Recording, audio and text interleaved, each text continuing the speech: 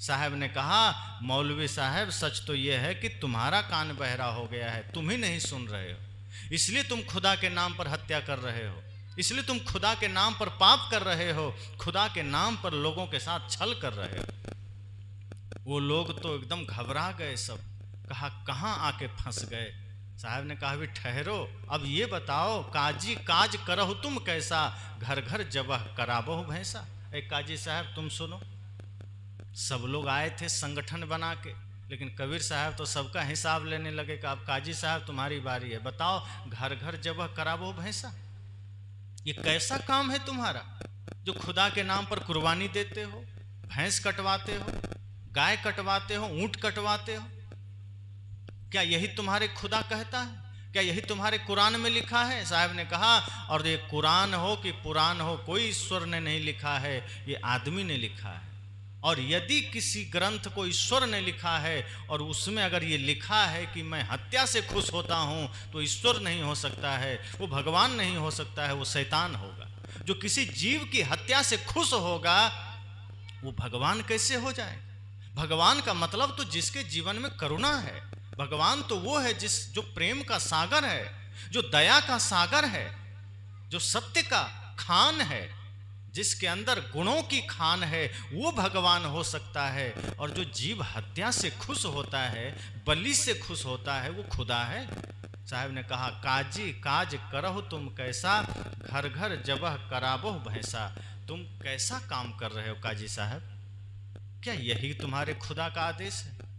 और तुम तलवार के दम पर जो चाहते हो कि घर घर में हम हिंसा करेंगे, भैंस कटवाएंगे, क्या ये तुम्हारे कुरान में लिखा है? अगर ये लिखा है तो किसका आदेश है? आगे साहब कहते हैं, बकरी मुर्गी किन फुरमाया, किसके कहे तुम छुरी चलाया। काजी साहब ये बताओ कि जो बकरी मुर्गी काटते हो किसने आदेश दिया? किसकी आज्ञा से काटते हो? किसने फुरमाया? फुरमाया मतलब आदेश दिया, फरमान किसने दिया? साहब पूछते हैं, एक एक बात पूछते हैं कि काजी साहब ये बताओ कि ये जो तुम बकरी काटते हो, मुर्गी काटते हो, भैंस काटते हो, इसका काटने का आदेश किसने दिया? किसके कहे तुम छुरी चलाया? तो काजी साहब तो सिर झुका लिए। मुल्ला साहब बोले कि खुदा ने आदेश दिया। साहब ने कहा, खुदा ने? कहाँ लिखा है? कहा कुरान में। कहा तुम कहते हो खुदा रहम दिल वाला है, सब पर रहम करने वाला है, और सब सृष्टि उसी ने बनाया है, तो ये बकरी भैंसा मुर्गी को किसने बनाया? कहा खुदा ने बनाया। कहा तो जब खुदा ने बनाया तो ये सब तो उसी की संतान हुई ना, खुदा की संतान हुई। तो तुम्हारा खुदा कैसा रहम दिल वाला है जो अपनी ही संतान को काट करके खुश हो रहा है? और तुमको कहाँ से मैसेज मिला कि वो बकरी चाहते हैं? खुदा का मैसेज तुम्हारे पास किसने भेजा? आज तो व्हाट्सएप का ज़माना है, किसी को कुछ भेजना है तो आप व्हाट्सएप कर देते हैं। साहब ने कहा तुम्हारे पास कौन सा मैसेज आया और कहाँ से आया? वो लेटर दिखाओ जो खुदा ने भेजा, आदेश, कोर्ट का आदेश आता है, लिखित में आता है ना, नोटिस। साहब ने कहा तुम्हारे पास कोई नोटिस है खुदा का? जरा भेजो मेरे पास, दिखाओ कि उसने आदेश दिया। साहब ने कहा नहीं, ये तुम्हारे मन का भ्रम है। जिसे तुम खुदा कहते हो, यदि वो दयावान है, रहम दिल वाला है, तो हत्या नहीं करेगा। साहब कहते हैं कोई ईश्वर, कोई देवी, कोई भगवान, कोई खुदा, कोई गॉड कभी जीव की हत्या नहीं चाहेगा। अगर है तो साहब तो कहते हैं जो तोहरा को सांचा देवा, तो खेत चरत क्यों न लिया जी। साहब तो कहते हैं अगर वो देव सच्चा है, ताकतवर है, शक्तिशाली है, तो उसको भूख लगी है, बकरी खाना है, मुर्गी खाना है, वो तुमसे क्यों मांग रहा है? वो तो ताकतवर है, वो खेत में चरते हुए उठा लेगा, वो खा लेगा। शेर को भूख लगती है, वो किसी से मांगने जाता है, जाके खा लेता है। तो तुम्हारे खुदा इतना निकम्मा हो गया कि उसको तुम दोगे तो खाएगा। अरे कुर्बानी का मतलब समझते हो? साहब ने कहा कुर्बानी का मतलब है अपने बुराई को चढ़ाओ, अपने अहंकार को चढ़ाओ, अपने विकार की बलि दो। तुम्हारा मन अहंकार से भरा है, झूठ छल प्रपंच से भरा है, और तुम हिंसा कर रहे हो, तुम जानवर काट रहे हो और तुम कह रहे हो कुर्बानी दे रहे हैं। कहीं नासमझी है। कुर्बानी होती है अपनी गलतियों की, अपनी बुराइयों की, अपने अहंकार की। अपनी गलत प्रवृत्ति की, और तुम जीव जंतु पर छुरी चला रहे हो, किसने आदेश दिया? साहब डांटते हैं कस के। साहब ने कहा, काजी काज करहो तुम कैसा, घर घर जबह कराबो भैंसा, बकरी मुर्गी किन फुरमाया, किसके कहे तुम छुरी चलाए। आगे साहब कहते हैं, दर्द न जानहु पीर कहाबो।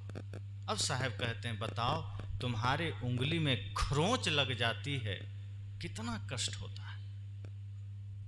आप लोग अनुभव करते होंगे, आपकी भी संतानें, बच्चे,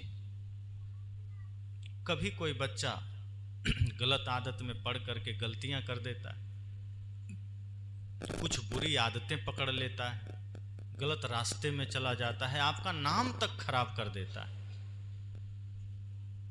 और ऐसे बच्चे को कोई दूसरा आदमी एक थप्पड़ भी मार दे तो आपको कैसा लगेगा? कितना भी गलत है वो, आप भले उसको रोज 2 थप्पड़ मारते हैं, कोई दूसरा अगर छू भी दे, आपका खून खौल उठता है कि मेरे बेटे को हाथ कैसे लगाए, हम तुमको छोड़ेंगे नहीं। क्यों? क्योंकि आपको दर्द होता है। क्यों? आपका बच्चा है। आपके हाथ में चोट लग जाए आपको दर्द होता है, आपके बेटे को चोट लग जाए आपको दर्द होता है। जिसको आप अपना मानते हैं, अगर उसको चोट लगे आपको पीड़ा होती है। साहब ने कहा, दर्द न जानहु पीर कहाबो। कहा, एक पीर, एक गुरु, जो मौलवी मुसलमानों के जो गुरु होते हैं उसको पीर कहते हैं। साहब ने कहा, तुम गुरु बनते हो, पीर बनते हो। पीर का मतलब कौन है? कबीर सोई पीर है जो जाने पर पीर, जो पर पीर न जाने सो काफिर बेपीर। साहब ने कहा, मैं खुलकर कहता हूं, पीर वही है जो दूसरे की पीड़ा को समझे, गुरु वही है जो दूसरे के दर्द को समझे। और इस मामले में सदगुरु कबीर अद्वितीय है। वे तो कहते हैं, मैं रोवूं इस जगत को, मोको रोवे न कोई। इससे आप उनकी हृदय की विशालता को समझ सकते हैं। कोई पुत्र के लिए रोता है, कोई पत्नी के लिए रोता है, कोई घर के लिए रोता है, कोई धन के लिए रोता है। सदगुरु कबीर का हृदय कितना विराट था, उनका हृदय कितना प्रेम से भरा था, कितनी करुणा थी उनके हृदय में। वो समस्त सृष्टि के लिए चिंतित थे। वे कहते थे कि जो सुख मैंने पाया है, जो शांति मैंने पाया है, मैं चाहता हूं जगत के सभी लोग सुखी उस सुख को पाएं, उस शांति को पाएं। मैं जगत के लोगों को जब दुखी देखता हूं, मुझे पीड़ा होती है, मुझे कष्ट होता है, मुझे दुख होता है। उन्होंने कहा, तुम गुरु बनते हो, पीर बनते हो, और तुम्हारे अंदर दया नहीं, दूसरे की दर्द को देख रहे हो और उसे दर्द दे भी रहे हो। दूसरे के दुख को, दूसरे के दर्द को देखकर जिसका हृदय द्रवित हो उठे, वही संत है, वही गुरु है। और तुम कैसे पीर हो कि तुम दूसरे की हत्या करवा रहे हो? आत्मा तो सब में वही है, शरीर भिन्न भिन्न है, और तुम उसकी हत्या कैसे करवा रहे हो? दर्द न जानहु पीर कहाबहु, बैता पढ़े पढ़े जग भर माबहु। साहब ने कहा, न तुम्हें दर्द का पता है, न तुम्हारे अंदर करुणा है, न दया है।